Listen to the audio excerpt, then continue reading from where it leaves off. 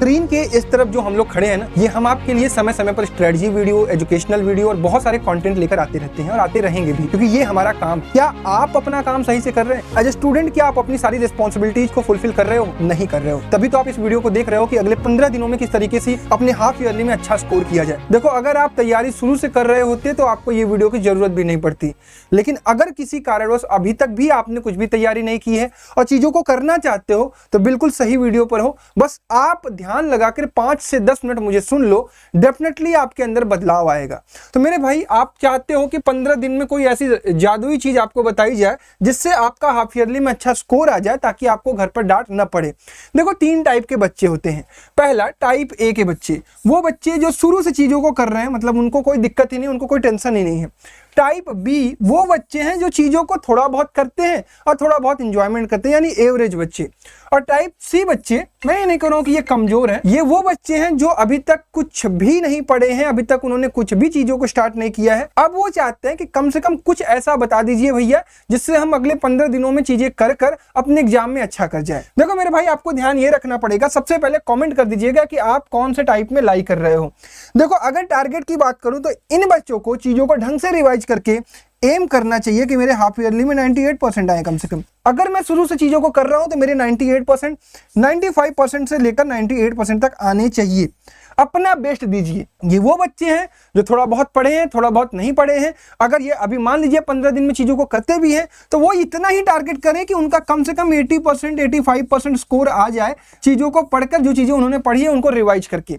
और ये बच्चे देखो क्या करें ना, बहुत ज्यादा अपने आप पर जोर मत दें, क्योंकि अगर आप सोचोगे कि 15 दिन में किसी कोई एक ऐसी वीडियो दे देगा, कोई एक ऐसा क्वेश्चन का सीरीज दे देगा जिससे आप चीजों को कर कर अपने स्कूल के हाफ ईयरली में अच्छा परफॉर्म कर जाओ, देखो कर भी जाओगे। इंपॉर्टेंट क्वेश्चंस होते हैं, वो बता दिए जाएंगे, करवा दिए जाएंगे, आप कर जाओगे, लेकिन आपका नुकसान होगा उसमें। अगर आप ढंग से चीजों को सीखोगे, ढंग से प्रैक्टिस करोगे, तब जाकर आप बोर्ड में, प्री बोर्ड में भी अच्छा कर पाओगे। तो यहां वाले बच्चे केवल टारगेट करेंगे किसी तरीके से उनका स्कोर 50% या फिर 60%, या फिर अगर आप थोड़ा और बढ़ा लेते हो तो 70% आ जाए, ताकि आपकी इज्जत बची रह जाए, आप पास हो जाए और बस बाकी चीजें आप हाफ ईयरली के बाद से चीजें सही कर लें। अब इतना भी स्कोर करने के लिए क्या करना पड़ेगा और कैसे करना पड़ेगा? देखो, सबसे पहले आपको करंट सिलेबस पता करना पड़ेगा कि आपके हाफ ईयरली में क्या क्या चीजें पूछी जा रही हैं। देखो, अगर आप हाफ ईयरली में अटेम्प्ट करने जा रहे हो चीजों को ना, तो एग्जाम मत छोड़ना। इस चीज का ध्यान रखा, कई सारे बच्चे सोचते हैं कि एग्जाम छोड़ दें। मेरे भाई, एग्जाम मत छोड़ना, आप इसको अटेम्प्ट करना, इसका बेनिफिट आपको डेफिनेटली मिलेगा आगे आने वाले एग्जाम्स में। आपका काम है कि अगर आपके कुछ चैप्टर छूटे हुए हैं तो सबसे पहले बचे हुए चैप्टर्स में से आसान चैप्टर को कर लेना। हार्ड चैप्टर के पीछे अभी मत भागना, क्योंकि उतना टाइम तुम्हारे पास नहीं है। मान लो तुमने इजी चैप्टर्स को कर लिया, अब इजी चैप्टर्स को कर लिया तो आपको 2026 का सैंपल पेपर रिलीज हो गया, ये पता है? इस बार का हाफ ईयरली का पेपर आपके स्कूल वाले हो सकता है कि उसी सैंपल पेपर से बनाएं। तो वहां पर जो चीजें अवेलेबल है, कराई गई है ना, वो बहुत इंपॉर्टेंट है और बेसिकली कॉम्पिटेंसी बेस्ड के क्वेश्चन का आइडिया ही वहीं से लगता है कि कैसे सवाल पूछे जाएंगे। तो 2026 का सैंपल पेपर वाला जो क्वेश्चन होगा, वो जिस सिलेबस को आप कंप्लीट कर चुके होगे वहां से एक बार अटेम्प्ट कर लेना। अगर मान लो किसी क्वेश्चन में फंसते हो तो मैं आपके लिए एक सीरीज लेके आ रहा हूं मैथ का और साइंस का, कंप्लीट 2026 सैंपल पेपर सॉल्यूशन। और ये बहुत बढ़िया वीडियो होगा जो कि आपको बहुत अच्छे से हेल्प करेगा।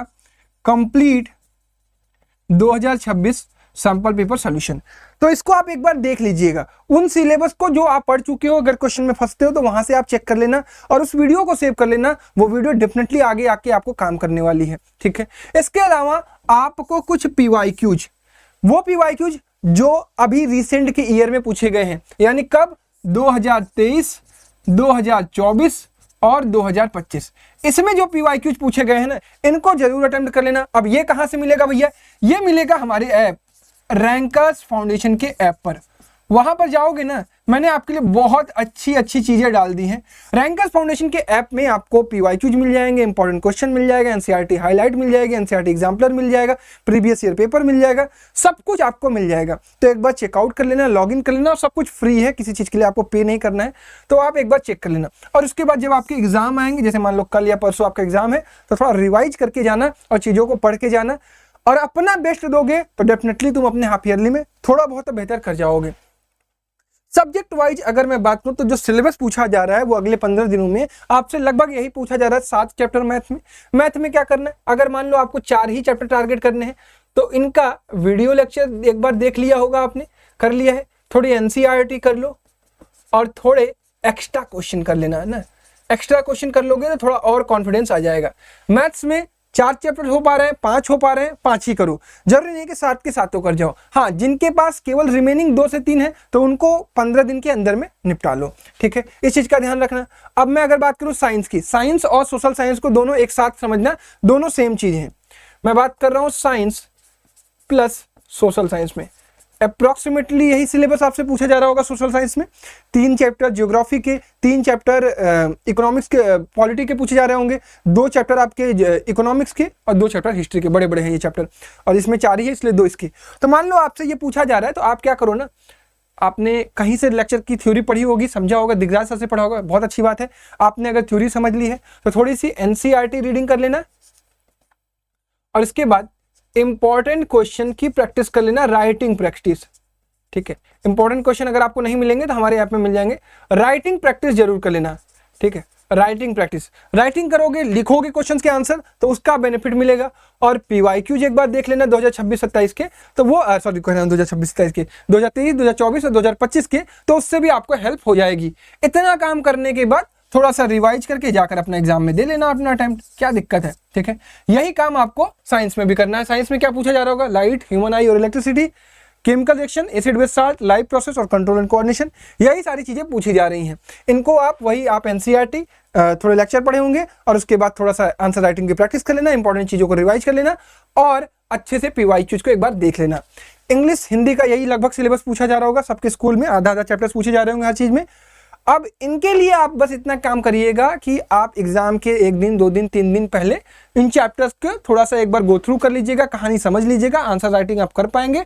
और जो आपके ग्रामर के और राइटिंग सेक्शन के टॉपिक आ रहे होंगे उनका आप कम कर लीजिएगा, कि फॉर्मेट प्रिपेयर कर लीजिएगा और इनके एमसीक्यूज प्रैक्टिस कर लीजिएगा। इतना कर लेते हो तो आप एग्जाम में थोड़ा अच्छा परफॉर्म कर पाओगे।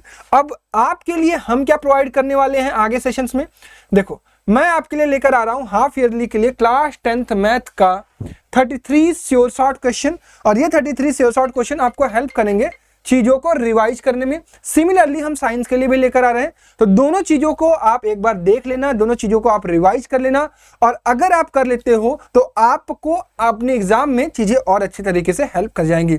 तो हाफ ईयरली के लिए रेडी रहो, चीजें खराब हो बढ़िया हो कोई दिक्कत नहीं है, मेन टारगेट आपका बोर्ड है। चीजों को बस स्टार्ट करोगे तो आगे आने वाले समय में आपको इसकी हेल्प भी मिलेगी, ठीक है। तो that's all for half yearly strategy, और चीजों को स्टार्ट करिए, अपना बेस्ट दीजिए और चीजें अच्छी होंगी। धन्यवाद, जय हिंद।